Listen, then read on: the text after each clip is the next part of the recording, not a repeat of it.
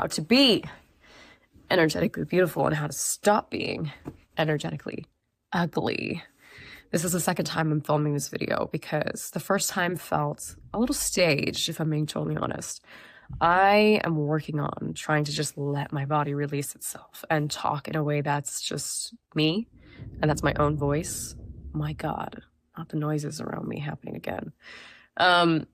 Someone said, I think it was Miles Davis, he said, it takes a long time to sound like yourself.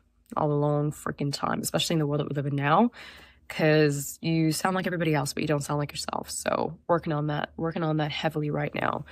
Let's talk about today, though, how to stop being energetically ugly. If that is something that you struggle with, if that is something that you notice about yourself, congratulations, because you went through the first step, which is self-awareness, which is the most important thing. You cannot change what you're not aware of. I always say it all the time. So the fact that you're aware of it, I'm also sick, by the way, so bear with me, means that you are one step closer to transforming your life and becoming the best you. Let's get started. The way that you are being energetically ugly is if you're trying to be like everybody else, because trying to be the same as everybody else is the same as being a nobody.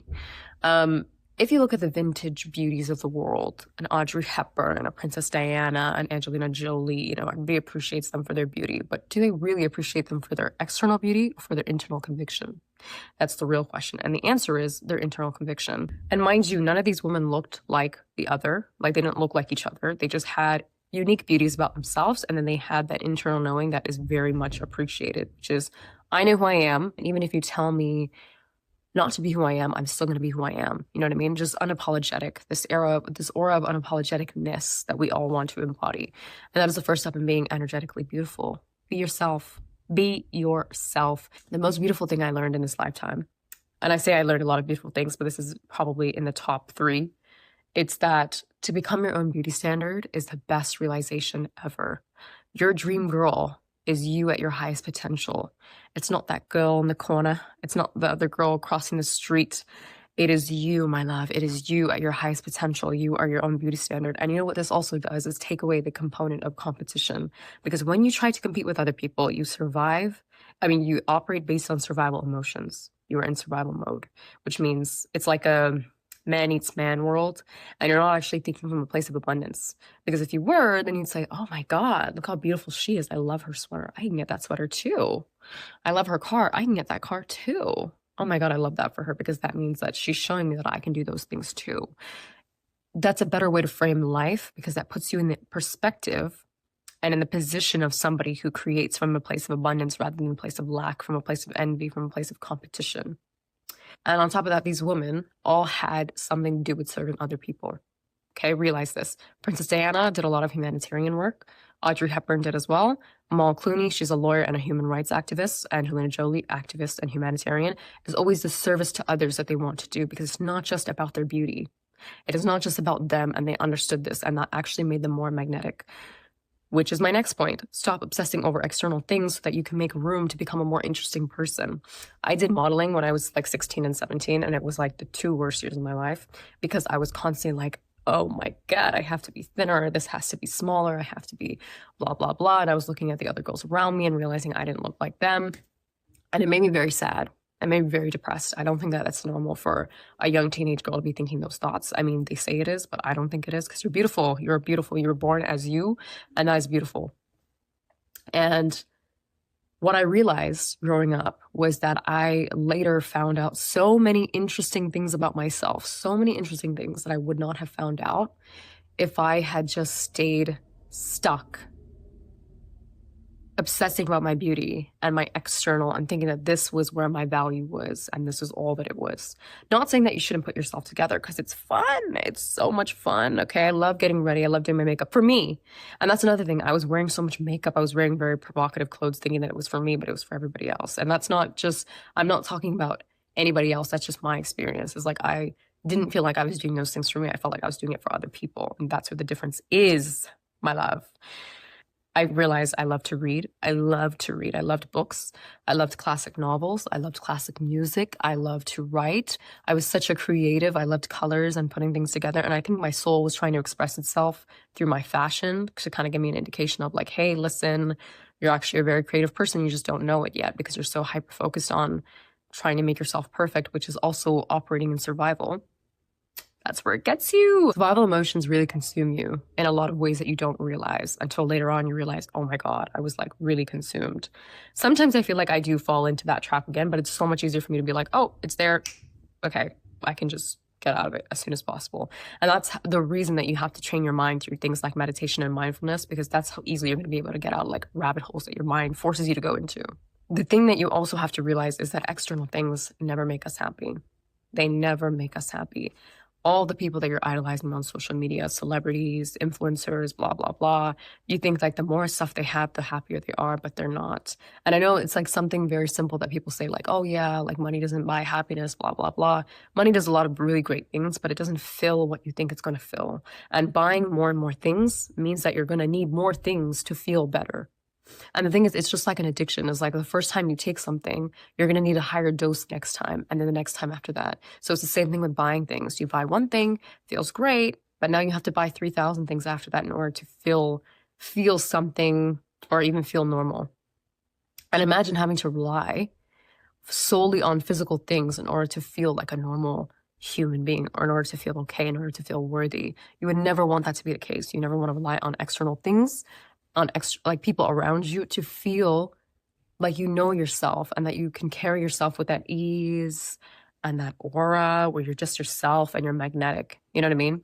And that's what makes a lot of people very energetically repulsive, because you can read when external things drive certain behaviors and who they are. Like it's like their entire personality is predicated on the fact that they have these external things holding them together like glue, until one day all that shatters, because that glue is going to like melt very quickly. Like imagine it's like this invisible glue that just like glues together for 2 seconds and then it just like, yeah. In order to carry yourself well, you have to have an internal conviction and a style that reflects what's on the inside. So exactly like the examples I gave, Princess Diana, Audrey Hepburn, Amal Clooney, Angelina Jolie, they all had like a style about them that reflected what was on the inside. Very classy, very, don't talk to me. Not don't talk to me in that way, but don't talk to me as in like I'm a very important person, as in not in an egotistic way, but as in I know myself. And if you say anything stupid, I will be able to see it. I will see right through you. Now, the thing is, I also wanted to imitate that because I realized that, and I was like, okay, I want my style to reflect my internal conviction too and my confidence. So how am I going to be able to do that? So for me, it was like classy, pure class. I want for it to be like womanly and mature and calm. That's the kind of style that I like. And I think when who you are on the inside is also reflected on the outside. So for me, for example, I like to look more like myself when I'm doing my makeup. I love my natural features. And so when I put too much makeup on, I don't feel like myself and I actually feel uglier. And I feel like energetically it comes off that way too. Again, I'm not saying this is anybody else, but this is just how I was. Like I just feel better when I'm more natural and I just feel like myself. I feel pretty, I feel girly. I feel like I can carry myself better with that internal conviction.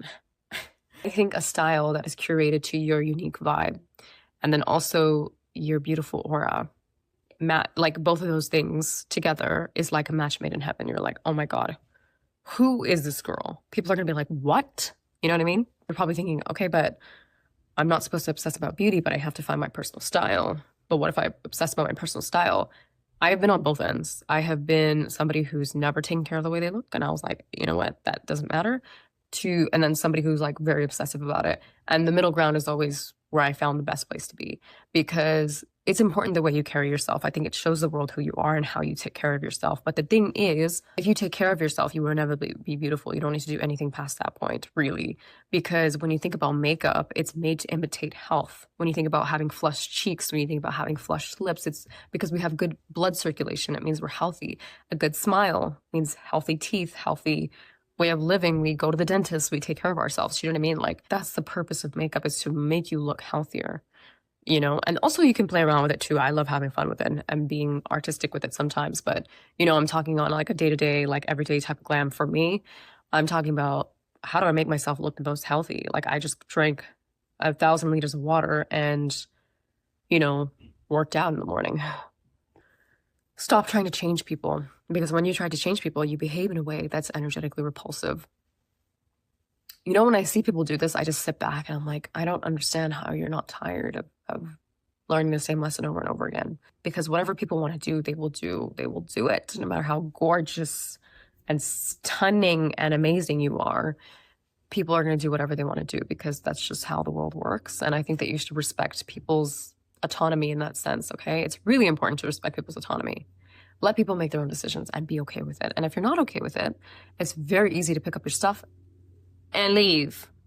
It's really not that hard. You don't like the person that you're with, leave. You don't like the friend group that you're with, leave. And the only people that try to control other people or change them obsessively are people who are thinking in a lack mindset because they don't believe that they will find any better. They believe, okay, if I set this group of friends free, I will never find another group of friends. If I set this person free in a relationship, I will never find a better person. You will always find another person as long as you're in the right mindset. Be abundant.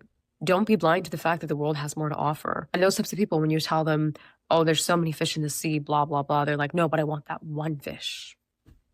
But at what cost? Do you know what I mean? Like, at what cost? At a certain point, you have to realize, you know what? I want better for myself. And I think it's unfair to this person if I keep trying to control their life. So let me just pick up my stuff and go find someone else or be on my own for a while. And then whoever comes, they will come. And that energy of ease and just allowing those things to come to you is a much better way of living. So much better. And you feel so much more fulfilled that way because you're like, everybody that is meant to be in my life right now is meant to be in my life right now. I will not put that burden and responsibility on myself of trying to control another person. And I will not do that to them either because it's very unfair to the other person when you try to control their life. Because like, who do you think you are to control somebody else's life? No, that doesn't work. Human beings thrive off autonomy, most of all. We love our independence from time to time. We love to work with other people, but we love to make our own decisions. And I think that's a very beautiful gift that you could give to somebody is if you respect their autonomy. Okay? It's very energetically repulsive. Seriously, if you're somebody that tries to control other people, I don't even know what to tell you because like you're putting yourself in a prison at this point. Instead of having your mind be a record of the past, make it a map to the future. You know who said that? Dr. Joe Dispenza. Of course, I'm rereading the book. Again, it's like literally on my bed. Instead of having your mind be a record of the past, make it a map to the future. And I think that was so beautifully said because when you're constantly thinking about the past, and keeping yourself stuck in it like a sticky, then you will never be able to create anything new into the future. And that is going to be all you're doing. It's going to be you who did it and you're going to think it's everybody else, but it's going to be you. You did it to yourself. So don't do it anymore. People that are energetically ugly always live in the past. Always, constantly ruminating about the past, blaming other people, never taking accountability, never forgiving anybody. Resentment, you guys, is like the biggest poison that you carry within your body. And you think that having vengeance towards other people is serving you, but it's not. It is killing you slowly.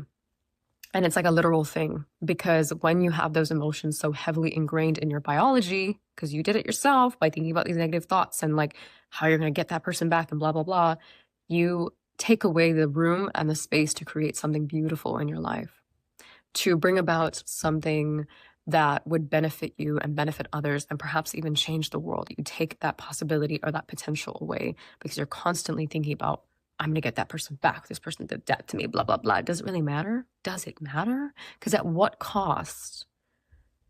Like, it's not worth it. The juice is not worth the squeeze. Do not try to don't position yourself in that life.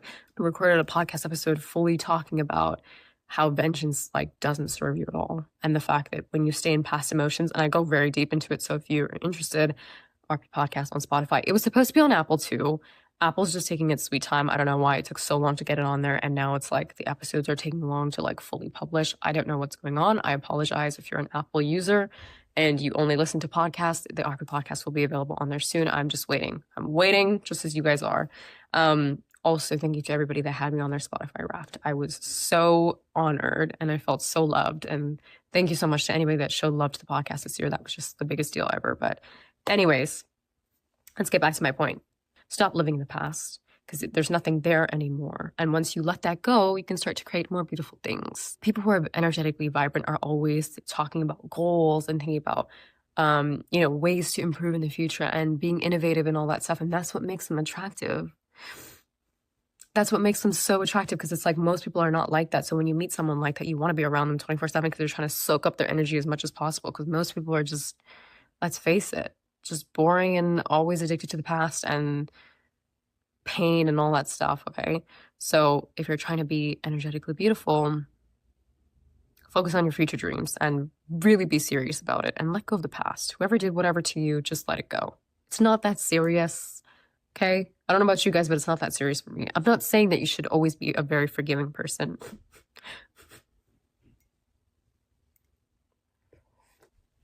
There's sickness talking. I'm not saying that you should be a very forgiving person and just constantly forgive people and blah, blah, blah. It's like you can live with the fact that, okay, you did this to me. It hurt very much, but I'm over it. I'm going to put that energy back to you. I'm going to get my energy back. I call my power back to me. And now I'm going to live my life the way I want to live it without you in my life. Having a boundary, being kind with boundaries is the most beautiful combination ever, because it has nothing to do with other people. In a sense that you want to be kind, forgiving for you. For you, not for them, for you, because you don't want to carry that ugly energy inside of you, because it makes you ugly. Not only does it make you break out, it really affects your immune system and your nervous system, by the way. So because those things are responsible for things like stress relief and all that stuff, you think that you're going to be relieving stress being mad at someone forever. Do the math in the head. If you do the math in your head, do the math in your head. Because if you are somebody who's very logical and you only believe that things have to be proven by science, there's so much science backed up to it. So go do your research. I would say the one thing that really helped me get out of past thinking patterns and just replaying the same things over and over was identifying what was not healthy in the moment. I was like, okay, I'm looking at my life right now. What is it that I absolutely hate about my life? And it's okay to use the word hate, because you could be absolutely repulsed by something that you've been doing or something that's in your life at the moment. I was very repulsed by the people in my life in my past. I was like, oh my gosh, if I don't get out of here, I'm going to crumble into pieces. And I was being serious, because it literally felt like I was going to crumble into pieces, because I felt so repulsed by all the people around me. And funny enough, you reflect your environment, which means I was very repulsed by the way that I was acting and the way that I was behaving. Ask yourself, is it your lack mindset? Are you constantly thinking in terms of lack of money, lack of love, lack of friendship, lack of whatever it is in your life that you struggle with? Are you somebody who thinks in lack and really get serious about changing that and focus on that for the next 30 days? Do it. Focus on it for 30 days, because in 30 days, you will be a completely different person. Because I think 30 days is a good number. That's the number that I've always used in my life. It's okay, I'm going to do this for 30 days. I went to the gym, 30 days. That's how I started the habit. I made my bed, 30 days. I started reading, 30 days, all that stuff. That was just my little time frame. And I'd say that's a good amount, because a month can do a lot and it can change you into an entirely different person. Is it your insecurity? Do you always feel insecure around other people? Is it your lack of faith in yourself and all that stuff? And what you will find is that all these things are intertwined. It's when you pick one thing and you work on it for 30 days, you realize that they're all intertwined. All of them have to do with each other, and they all root from the same place, So if you work on one of them, you're actually healing a lot of different parts of yourself, which is a very, very worth it journey to go on, I promise you. It's insecurity, lack of faith in yourself, all that stuff. Do it for 30 days. Focus on it for 30 days and be I no longer want to be this version of myself, because this version of myself is not loving to me. It's not loving to the people around me that I love so much, and I don't want to be this way anymore. I don't want to act this way. I don't want to speak in this way, and be intentional about it every single day. And that is what's going to change your life. Okay. Intentionality wins at the end of the day. Be intentional, because that's how you win in life. That's how you really get what you want out of life and bring about your manifestations and all that stuff. I'm going to give you clarity, and it's going to be the best results. So if you want a little bit of help, I'm very excited to announce that I did release a guide. It's 21 days of feminine energy. It's not 30, it's 21 days, because I do think that you can do it in 3 weeks. I set it up so that if you're somebody who's struggling with routine right now, lack of faith in yourself, you're battling your thoughts or whatever it is, you can purchase the guide for a small fee, and it's going to be available very soon. So if you're interested, that is going to be there for you. But in general, even if you're not going to buy the guide, even if you're not going to do anything else, focus on whatever it is that you need to work on, that you're insecure about or that you're not happy with, for 30 days. And I promise you, 3 to 4 weeks is all you need to really hone in on the person that you want to be and act as who you want to be, not as the person you've been. That is how you get out of that cycle of thinking. And that is how you, in conclusion, become energetically beautiful, because everybody has it within them. Even if you think you don't, you do. You just have to find it. I love you so much, and I will see you guys in the next one.